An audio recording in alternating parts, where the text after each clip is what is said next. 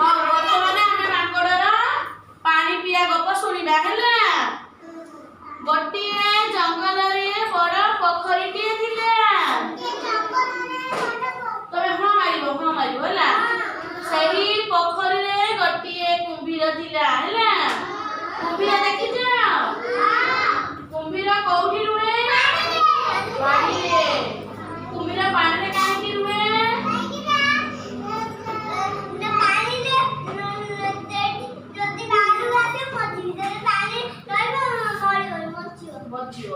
ପାଣି ଭିତରେ ଲୁଚିକି ରହିଲେ ମଣିଷକୁ ଶିକାର କରିବାକୁ ତାକୁ ସୁବିଧା ହୁଏ ନା।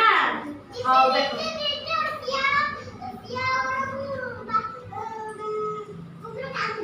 ହଉ ଦେଖ ଗୋଟିଏ ଜଙ୍ଗଲରେ ବଡ ପୋଖରୀଟିଏ ଥିଲା ହେଲା। ସେଇ ପୋଖରୀରେ ଗୋଟିଏ କୁମ୍ଭୀର ଥିଲା। ଜଙ୍ଗଲର ସବୁ ପ୍ରାଣୀ ପୋଖରୀକୁ ପାଣି ପିଇବାକୁ ଆସନ୍ତି ଦେଖ ହେଲା। ଆଉ କୁମ୍ଭୀର ସବୁ ପ୍ରାଣୀକୁ ଟାଣିକି ଖାଇଦିଏ ଦେଖ। ଏଇଟା ଗୋଟେ କଣ ବିଲୁଆକୁ ଖାଇଦଉଛି ହେଲା। ଦିନେ ଗୋଟିଏ ମାଙ୍କଡ ପୋଖରୀରୁ ପାଣି ପିଇବା ପାଇଁ ଆସିଲା ହେଲା। ଯେତେବେଳେ ପାଣି ପିଇବାକୁ ଆସିଲା ଦେଖିଲା କଣ କୁମ୍ଭୀରଟି କଣ ତାକୁ ଅନେଇକି ରହିଛି ଖାଇବା ପାଇଁ। ଦେଖ ଏଇ କୁମ୍ଭୀରଟା ଅନେଇକି ରହିଛି ନା ତାକୁ ଖାଇବା ପାଇଁ ହେଲା। ତାପରେ କଣ ନା ମାଙ୍କଡ ଦେଖିଲା ପାଣି ପାଖକୁ କଣ କଲାନି ମାଙ୍କଡ ହେଲା।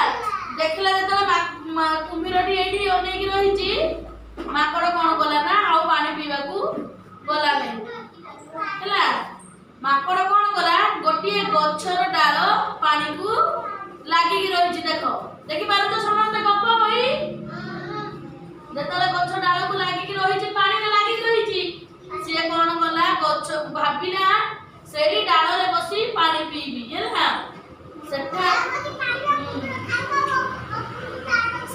ସେଠାକୁ ଯାଇ ଦେଖିଲା କୁମ୍ଭୀର ସେଠାରେ ମଧ୍ୟ ପହଞ୍ଚି ଯାଇଛି ଦେଖ। ଯେତେବେଳେ ଗଛ ଉପରକୁ ଚଢିଲା ଦେଖିଲା ଯେତେବେଳେ ଗଛ ଉପରେ ଚଢିକି ଡାଳରେ ନଇଲା ପାଣି ପିଇବ ବୋଲି କୁମ୍ଭୀର ବି ସେଇଠିକି ପଳେଇଗଲା। ଯେତେବେଳେ ପଳେଇଗଲା ମାଙ୍କଡ ଚିନ୍ତା କଲା କେମିତି ପାଣି ପିଇବି, ମତେ ଭାରି ଶୋଷ ହେଲାଣି, କୁମ୍ଭୀର ତ ମତେ ଛାଡୁନି। ନା ଗଛ ଉପରେ ଚଢିଲା ଡାଳରେ ମୁହଁ ଲଗେଇଛି ବା କୁମ୍ଭୀର ଗୋଡେଇ ଆସିଲା ତାକୁ। ସେ କଣ କରିବ ନା ମାଙ୍କଡ ଦେଖିଲା ପୋଖରୀରେ କଇଁ ଫୁଲ ଫୁଟିଛି। କଇଁ ଫୁଲ ଦେଖୁଛ? ସେ ଏକ ଉପାୟ ପାଞ୍ଚିଲା। କଣ କଲା ନା କଇଁ ନାଡରେ ପାଣି ପିଇଲା। ପାଣି ପିଇଲେ ନିରାପଦ ହେବ ଭାବି କଇଁ ନାଡଟିଏ ଛିଣ୍ଡାଇଲା। କଇଁ ଗଛ ଦେଖିଛ ନା? ଦେଖ ପାଣିରେ କଇଁ ଗଛ କେମିତି କଇଁ ନାଡ ହେଲା। ସେ କଇଁ ଫୁଲ ଗୋଟେ ଛିଣ୍ଡାଇକି ତା ନାଡରେ ଗଛର ଡାଳରେ ଛିଡା ହେଇକି କଣ କଲା ତଳକୁ ନାଡ ସାହାଯ୍ୟରେ ପାଣି ପିଇଲା ହେଲା। ଏପଟେ କୁମ୍ଭୀରକୁ ଅନେଇଛି, ଏପଟେ ଏମିତି ନାଡ ସାହାଯ୍ୟରେ ପାଣି ପିଉଛି ହେଲା। କହିଲା ଏମିତି ଅନେଇକି ଏମିତି ପିଇବି ଯେତେବେଳେ କୁମ୍ଭୀର ମୋ ପାଖକୁ ଆସିବ ମୁଁ ଦୌଡ଼ିକିନା ଗଛ ଉପରକୁ ପଳେଇବି। ସେଇ ଚାଲାକିରେ ତାକୁ ପାଣି ପିଉଛି ନା। ତାର ମାଙ୍କଡ ମନ ଖୁସିରେ ପେଟେ ପାଣି ପିଇଲା ଆଉ ଗଛ ଉପରକୁ ଡେଇଁକା ଚାଲିଗଲା ନା। ଆଉ କଣ କୁମ୍ଭୀର ତାକୁ ଜଗିକି ବି କିଛି କରିପାରିଲା ନାହିଁ।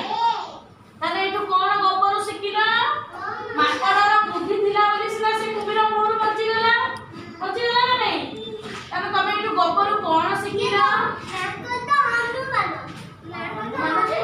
ତାର ବହୁତ ବୁଦ୍ଧି ଥିଲା, ସେଇଥିରେ ବିପଦରୁ ଉଦ୍ଧାର ପାଇଗଲା।